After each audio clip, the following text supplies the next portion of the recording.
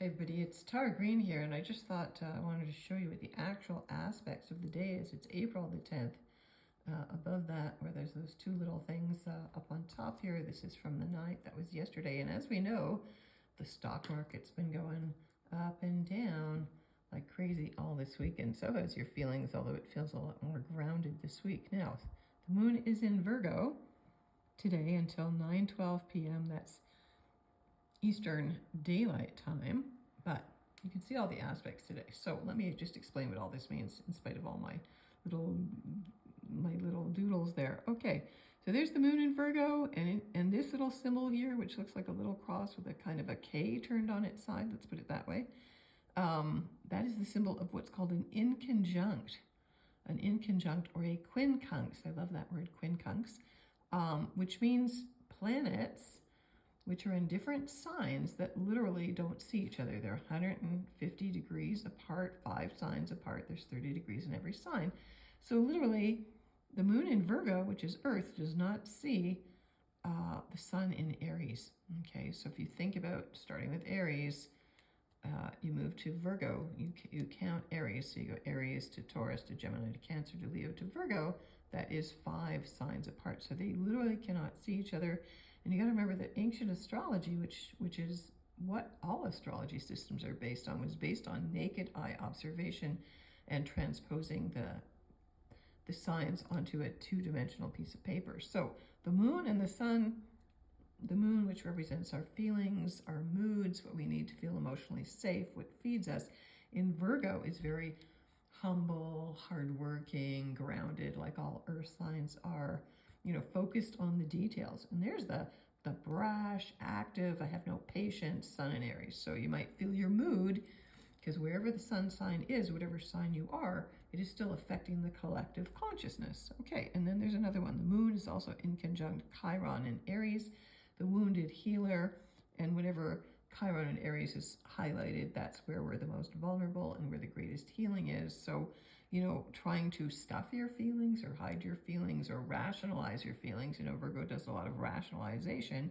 Those old wounds are your defensives. Chiron in Aries is very defensive. I can't wait till it goes into Taurus in the next few years, and then it'll be very much about more body healing.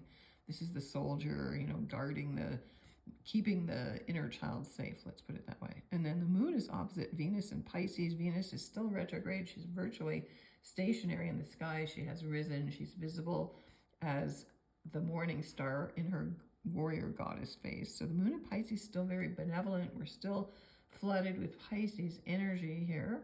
And so lots of feelings, lots of emotions going on. And anytime planets are opposite each other, if you have an opposition in your chart, if you were born on a full moon, there's always this push-pull kind of energy. So the moon in Virgo trying to do the right thing, the practical thing, where the Venus in Pisces wants to do the dreamy, the spiritual, the impractical, wants to believe, it has hope. Venus is exalted in Pisces. This is where you want to believe that your soulmate is real.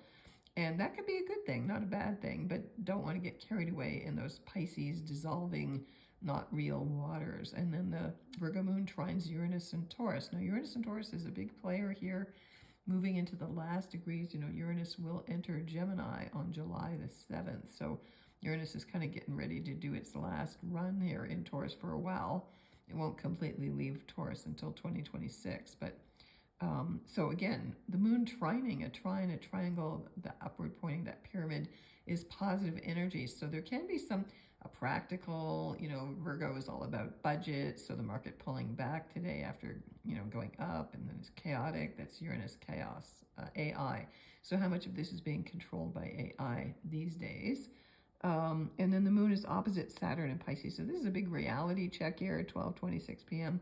You might be feeling kind of, I need to pull inward. These are both yin, feminine, earth and water are feminine signs. I know there's all the gender stuff. This is archetypal, inward energy, receptive energy. So listen to your feelings. Now, Saturn and Pisces can dampen those feelings or make it more poignantly karmic, and what you're really feeling is an ancient karmic wound. And it's a collective karmic wound that we all need to be accountable for. That's Virgo, accountability, making sure the budget works. So lots of budgetary things going on today.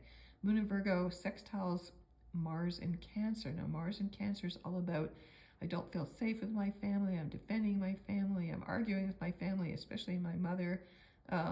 You know, anger at whatever your imperfect human mom didn't feed you, didn't nurture you, or, you know, she was out there working too hard, or whatever that is. That can be accentuated today.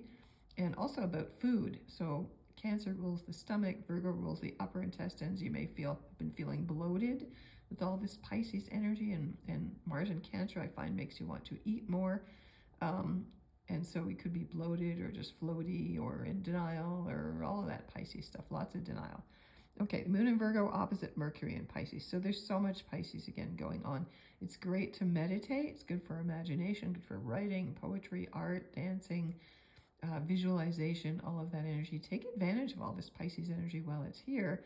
And then the moon goes void of course, which means that the moon stops making aspects to the 7 classical planets. So this is a traditional system used with what they call horary when you're trying to answer questions. Astrology, that's at 3:40 p.m. I'm quoting Eastern Daylight Time. And then the moon, so there's a gap. The moon is leaving Virgo. There's a gap there. Sometimes it can be a few minutes. Sometimes it can be hours. Sometimes it can be days. So between 3:49 p.m. Eastern Daylight Time and 9:12 p.m., that's like a gap time.